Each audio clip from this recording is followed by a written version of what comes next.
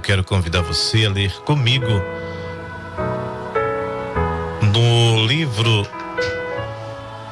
do profeta Jeremias. Jeremias, capítulo 32, e alguns versículos a partir do 38, que nos diz assim: E eles serão meu povo, e eu lhes serei o seu Deus. E lhes darei um mesmo coração e um só caminho, para que me temam todos os dias para o seu bem, e o bem de seus filhos depois deles. E farei com eles uma aliança eterna, de não me desviar de fazer-lhes o bem, e porei o meu temor nos seus corações, para que nunca se apartem de mim. E alegrar-me-ei deles, fazendo-lhes bem. Plantá-los-ei nesta terra firmemente, com todo o meu coração e com toda a minha alma. Porque assim diz o Senhor: como eu trouxe sobre este povo todo este grande mal, assim eu trarei sobre ele todo o bem que lhes tenho declarado. Amém? O profeta Jeremias, ele vive um momento tenso, e como homem de Deus e como profeta de Deus, lhe foi anunciado a tomada de Jerusalém, o poder da Babilônia que vinha se expandindo, que vinha crescendo, das ameaças contra Jerusalém. Claro que havia também a informação, né, de grandes tesouros que ali estava, principalmente no templo. E Jeremias é o profeta que diz: olha,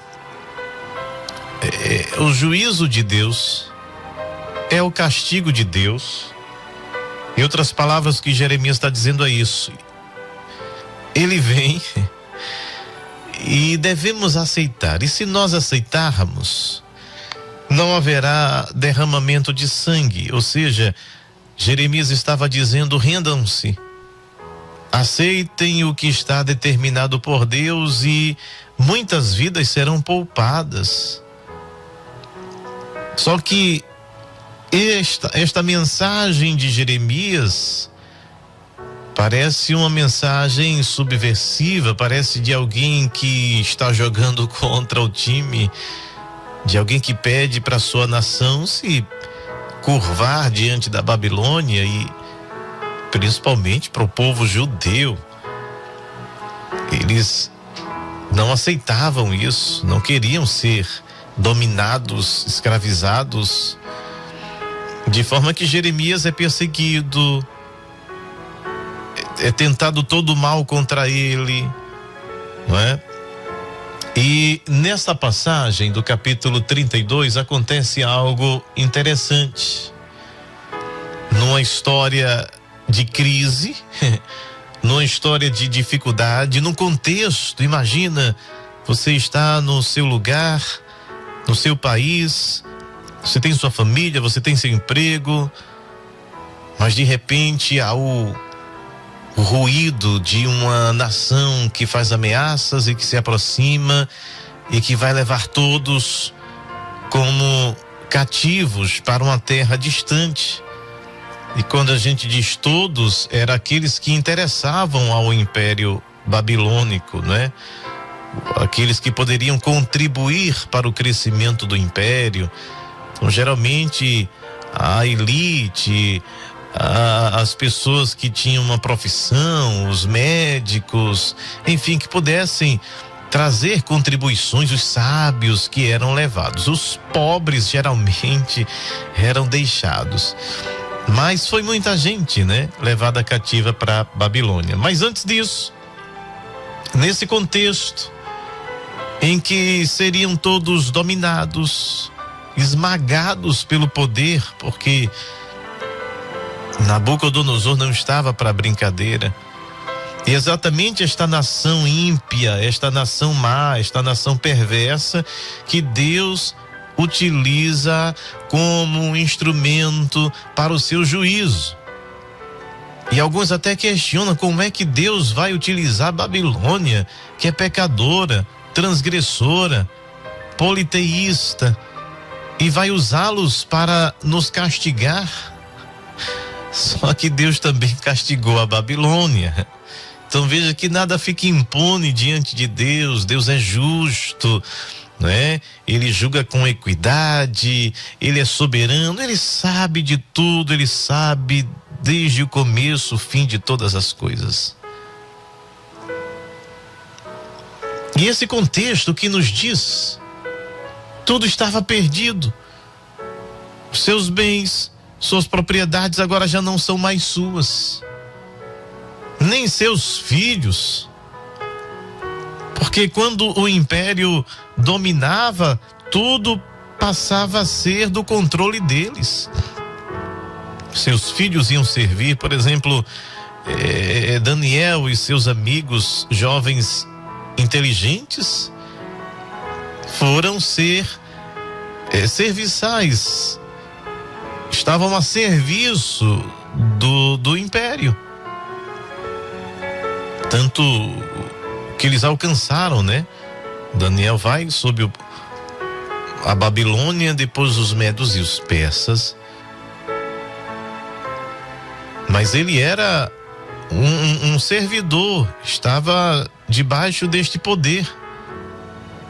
Então ninguém quer deixar tudo que construiu, toda a sua vida, toda a sua história, suas raízes, para uma terra onde os salmistas vão dizer que os babilônicos tinham, né, uma aparência ali mais rígida, sisuda, era uma língua diferente, a culinária era diferente, tudo era diferente, era outro povo, outro local, né, mais de 1.000 quilômetros de Jerusalém. Então era de fato para tirar suas forças, suas energias, pendurar a harpa no salgueiro, dizer não dá mais nem para cantar um salmo.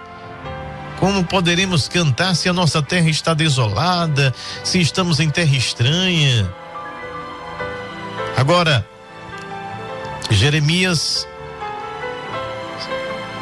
dentro de todo esse contexto, desta ameaça que não era apenas uma ameaça, era algo que iria se concretizar, e ele estava afirmando isso o tempo todo. A Babilônia vem, vai matar, vai destruir tudo. E eles estavam incrédulos.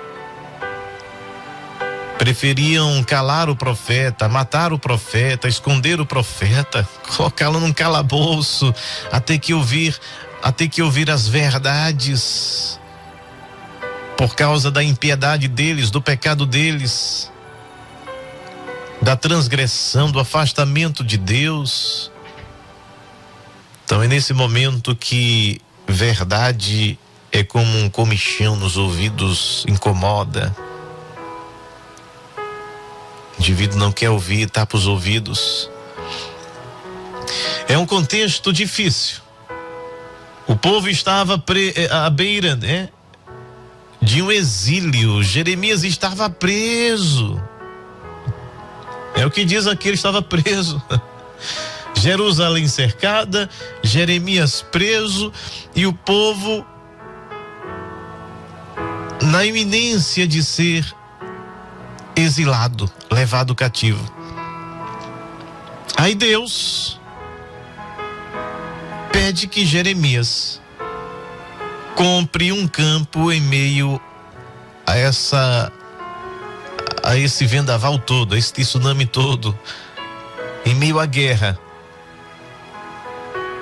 Aí Deus manda que Jeremias compre uma herdade, compre uma terra.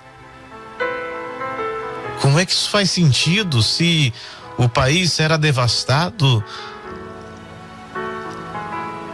se não haverá mais uma ordem, a nação será levada cativa, escrava para a Babilônia. Aí Deus aparece para Jeremias e diz: compra um terreno. Olha, só faz isso quem é louco ou quem tem fé suficiente e crê numa restauração divina. Vou repetir. Só acredita nisso se for louco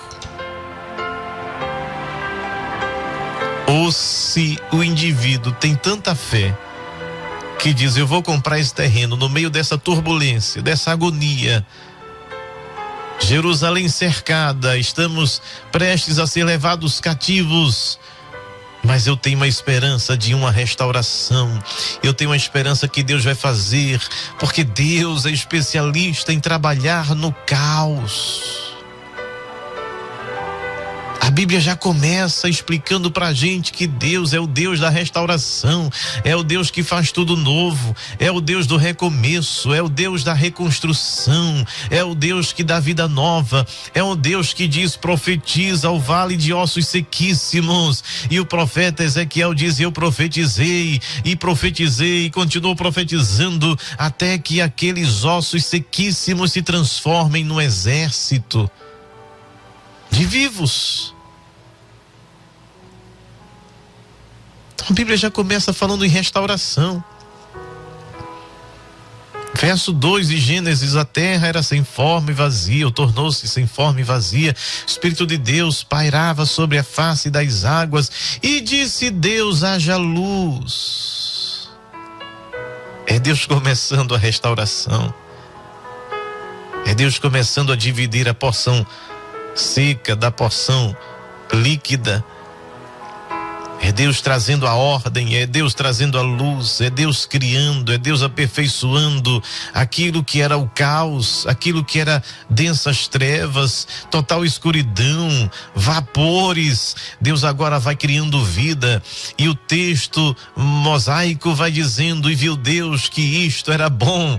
Algo que é um caos hoje, o poder de Deus pode transformar em algo bom. O que é que se tornou um caos na tua vida hoje? O que é que está sitiado, está cercado pelos inimigos? Ou qual situação você está vivendo hoje que você diz: não tem mais jeito, não tem mais saída, não tem mais esperança, eu não sei mais o que faço, eu já estou sem força, sem energia. Deus está dizendo: compra um campo nesse contexto de crise, crendo que eu vou fazer uma coisa nova. Deus está mandando Jeremias investir no pior momento. Eu não entendo muita coisa de investimento, eu não tenho dinheiro para investir. Mas geralmente as pessoas que trabalham com investimento sabem o momento certo, o contexto, né? Como é que está a bolsa, se subiu, se desceu, como é que está o dólar, como é que está isso, como é? Ele tem o melhor momento para comprar, o melhor momento para vender. É o negócio da bolsa, né? As aplicações, enfim. Aí Deus diz a Jeremias: olha, tem uma aplicação excelente para você. Jerusalém está cercada, o povo vai ser levado cativo. Aí você investe num terreno aqui em Israel.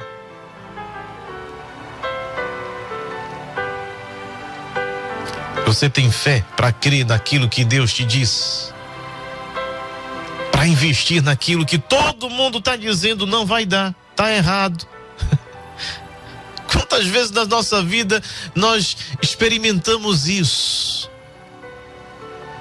De você sentir não do homem, não da carne, não das emoções, mas você sentir de Deus em algo. E alguém diz assim: não vai dar certo. Todo mundo se levanta, todo mundo diz: não vai dar certo, isso aí não é bom, isso aí parece que não tem futuro. Mas quem é guiado pelo Espírito não é guiado pelas emoções, por arrepios. Não é emocionalismo. Você sabe. Como? Não sei, você só sabe. E parece algo ridículo, parece algo patético comprar um terreno em meio a uma crise nacional de uma nação que vai engolir o teu país. Você não vai ter mais poder. Tudo agora vai pertencer a uma outra nação, a um outro reino. Mas Deus está dizendo assim: invista. Porque eu ainda tenho controle. Eu ainda mando nos reinos. Daniel, ele vai dizer: Deus estabelece e os derriba. Deus tem poder para mudar os tempos e as estações. Porque quem vive pela fé, muitas vezes, na maioria delas, ele está nadando contra a maré. Ele vai no contrafluxo. Enquanto a maioria vem, ele está indo.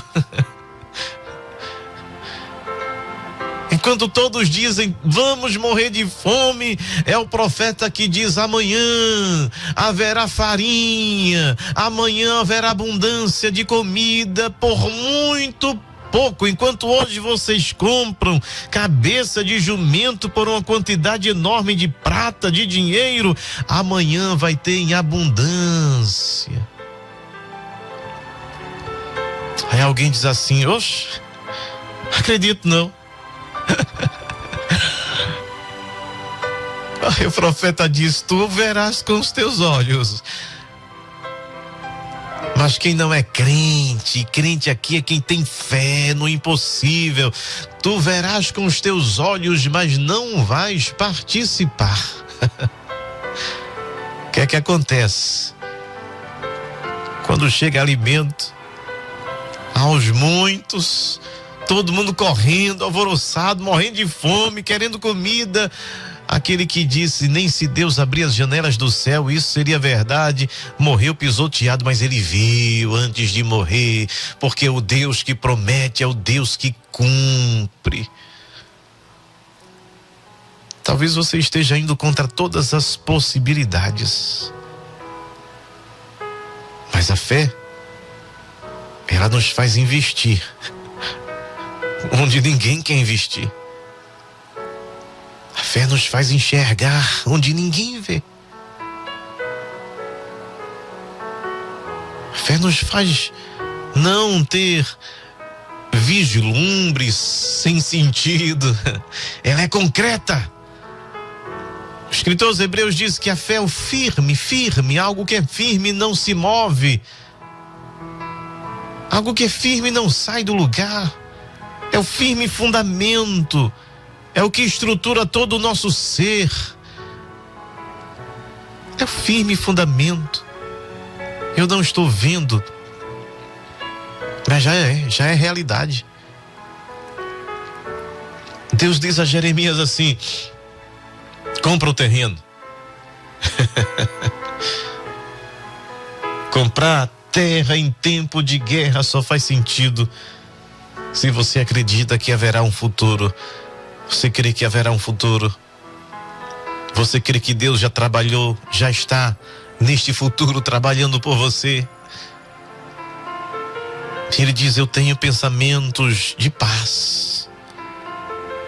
Este Deus que aplica o juízo porque Ele é justo. Ele não pode conviver com o pecado. Ele não encobre pecado.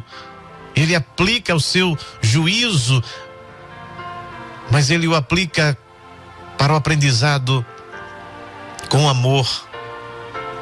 O juízo veio, mas Deus estava dizendo através desse ato de Jeremias em comprar um terreno: haverá restauração. Haverá restauração. Você não está entendendo hoje o que Ele está fazendo. Você não está entendendo agora, mas Deus está dizendo: haverá restauração. Glória a Deus. Jerusalém estava cercado pelo exército babilônico. Judá estava longe de Deus, cheio de idolatria, cheio de pecado. Jeremias estava preso por falar a verdade. Que preço se paga por falar a verdade? Mas seja qual for o preço que a gente possa pagar, estando do lado da verdade. Um ato de fé. Jeremias, alertado por Deus, Deus disse a ele: olha, teu primo Hanameel, ele vai chegar aqui e vai te oferecer o terreno. Compra. E compra tudo certinho.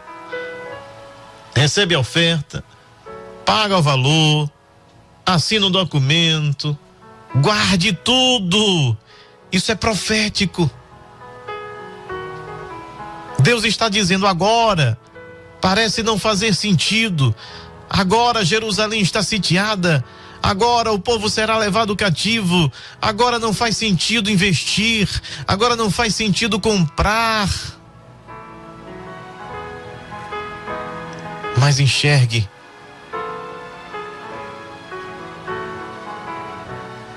Em meio às impossibilidades, comece a enxergar o invisível. Comece a ter aquela certeza de Eliseu, quando ele pergunta ao seu moço: o que é que você está vendo? Ele disse: eu vejo uma pequena nuvem do tamanho da mão de um homem. Quem já viu tempestade saindo de uma nuvem do tamanho de uma mão de um homem? Tá aqui minha mão, você que está assistindo aí pelo YouTube, né? Você acha que uma nuvem desse tamanho aqui gera uma tempestade para inundar? Mas é pelos olhos da fé. Alguém está dizendo: não vai dar certo. Alguém despreza. Alguém diz: está ficando doido, está ficando doida, está vendo que não sai nada daí. Mas o que é que você está vendo, meu filho? Eu estou vendo só uma nuvem do tamanho da mão de um homem. Corre e diz que vai chover. E vai chover muito. Tem que correr para a chuva não alcançar. Queridos, nós devemos colocar a nossa fé em ação. Jeremias vai, o seu primo chega, oferece o terreno, ele compra. Humanamente não faz sentido, mas é Deus quem está dizendo, é Deus que está ordenando, é Deus quem está enviando. Foi Deus quem falou, porque o problema é quando o homem fala, o problema é quando eu acho que Deus falou, mas aí a certeza que não nos deixa dúvida: quando Deus fala, Deus não deixa dúvida. Não faz sentido. Não faz sentido investir nisso, não faz sentido fazer tal coisa. Mas se Deus te direcionou, não tenha medo. Apenas vá. Como Abraão, que não sabia exatamente para onde ia, Deus disse apenas: deixa tudo e vai em busca de uma terra que eu te mostrarei. É você seguir. Cada passo é fé. Cada movimento não é à toa, é Deus dirigindo, é Deus guiando, é Deus dizendo: não, vai para a direita, vai para a esquerda, não vai para a esquerda, vai para a direita, não, recua, fica mais um tempo aqui, agora vai. Querido, é ser guiado pelo Espírito. Ai, Jeremias creu. Creu. A cidade vai ruir, a cidade vai cair, mas mesmo assim você vai comprar este imóvel? Vou. Você é maluco? Você é doido? Não, foi Deus que mandou. Deus vai escrever uma nova história. Pode até estar em ruína, Pode até estar tudo ao seu derredor, está destruído, tudo se desfez, mas Deus faz algo novo, e Deus está dizendo: eu vou fazer algo novo.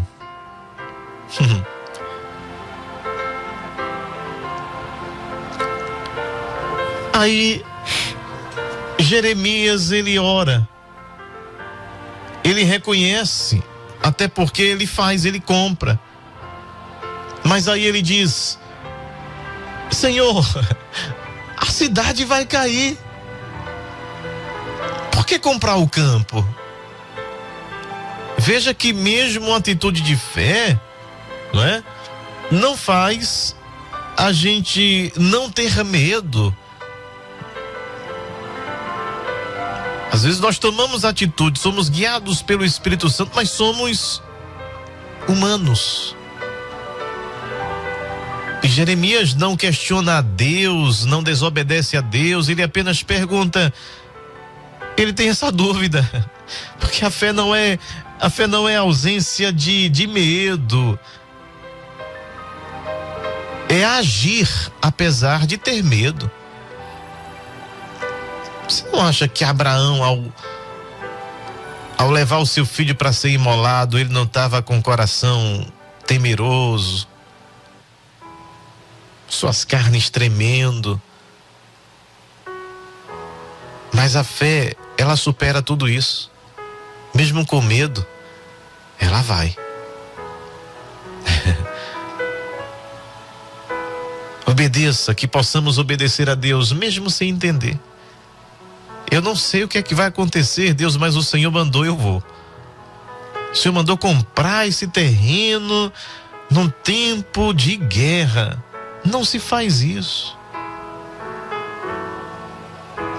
Mas Deus começa agora a acender a esperança de que o futuro é promissor, de que o futuro não é mais de guerra, mas é de paz, que o futuro será restaurado, que Deus irá restaurar a tua vida, a tua família, o teu casamento. Deus irá fazer. Aquele teu filho que se entregou no mundo das drogas, Deus está chegando. Investe na oração, investe no clamor, compra esse terreno em meio à guerra, que Deus está dizendo: o futuro será de paz. Deus tem planos. A gente não pode estar vendo nada agora, e não vemos mesmo, mas Deus já preparou algo. Mesmo no meio da crise, Deus está preparando algo grandioso para o nosso futuro. Comprar terreno em tempo de guerra só faz sentido se você crê no Deus que reescreve o futuro. E é por isso que as palavras do profeta de Deus para ele olha aí o versículo que a gente leu, aí faz todo sentido. Farei com eles uma aliança eterna, e não me desviar de fazer-lhe o bem, e porei o meu temor nos seus corações, para que nunca se apartem de mim. E alegrar-me-ei deles, fazendo-lhes bem, plantá-lo-eis nesta terra firmemente, com todo o meu coração, com toda a minha alma, porque assim diz o Senhor: como eu trouxe sobre este povo todo este grande mal, assim eu trarei sobre ele todo o bem que lhes tenho declarado. Futuro de bênção. E ele diz: você está fazendo isso agora na guerra, Jeremias, mas vai chegar o tempo, comprar-se-ão campos nessa terra, da qual vós dizeis está desolada, sem homens, sem animais, está entregue nas mãos dos caldeus. Comprarão campos por dinheiro, assinarão as escrituras, as selarão, as farão que continuem confirme com testemunhas na terra de Benjamim, nos contornos de Jerusalém, na cidade de Judá, nas montanhas, nas cidades, nas planícies, nas cidades do sul, porque os farei voltar do seu cativeiro, diz o Senhor. Deus não tem investimento que não dá certo. Deus não investe naquilo que vai se perder. Deus só investe certo, porque Ele já sabe o futuro. E Ele já escreveu um futuro de paz, de bênção para a minha e para a tua vida, em nome de Jesus. Amém